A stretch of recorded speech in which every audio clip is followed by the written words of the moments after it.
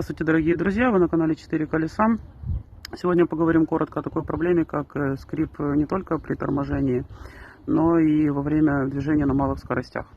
Казалось бы, проблема очевидная, дело в либо колодках, либо дисках, но в данном случае проблема оказалась первопричина в тросе ручника.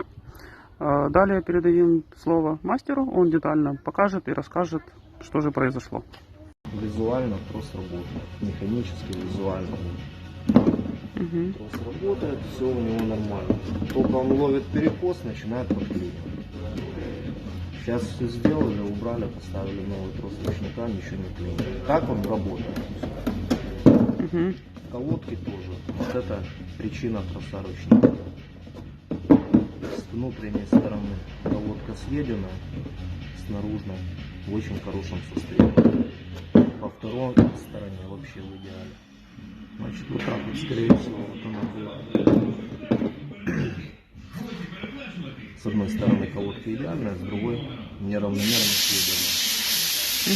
То есть, как видите, нужно обращать внимание на все тонкости, и если у вас проявляется проблема, в том числе при движении скрип, также уделяйте внимание и тросу ручника. Спасибо за внимание.